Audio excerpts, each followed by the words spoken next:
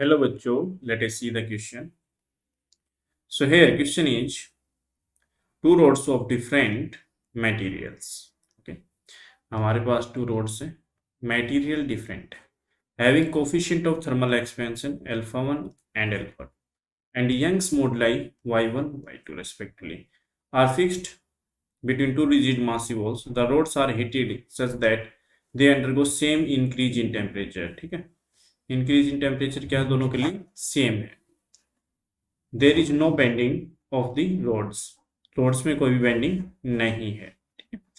If the if alpha 1 ratio alpha 2 is 2 ratio 3, the thermal stresses developed in the two rods. ठीक है, हमें निकालना है thermal stresses developed in the two rods or sorry the thermal stresses developed in the two rods are equal. ठीक है, provided y1 ratio y2 is equal to. ठीक है, इसमें कंडीशन दे रखी है कि जो थर्मल स्ट्रेसेस हैं दोनों रोड्स में वो इक्वल है. ठीक है, सो हमें y1 और y2 की रेशियो बतानी है. ठीक है, सो देखो, सो पहले वाले में हम थर्मल स्ट्रेस मान लेते हैं F1 और सेकंड में F2. सो F1 है वो F2 के इक्वल है. ठीक है, अब हमें पता है जो यंग्स मॉडुलस होता है वो होता है F/A into delta L to L. So यहाँ से F निकाल लेते हैं.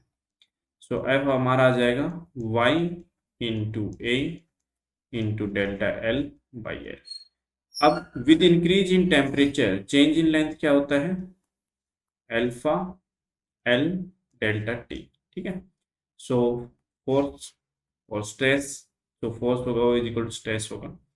सो ये आ जाएगा हमारा y into A into alpha L delta T divided by L. L से L कैंसिल हो गया. सो ये आ गया y a alpha delta T. ठीक है, अब देखो F1 is equal to F2 दे रखा है.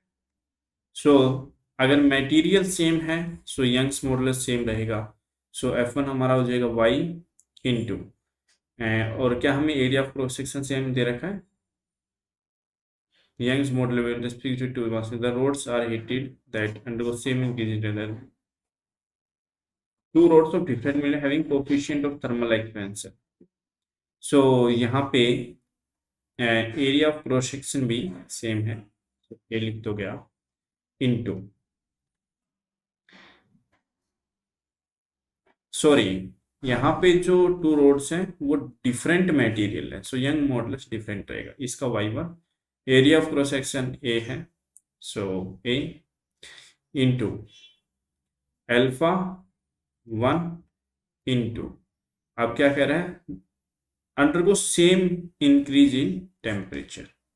सो इंक्रीज इन टेम्परेचर सेम है, सो वो हो जाएगा delta T that is equal to y2 A alpha 2 delta T.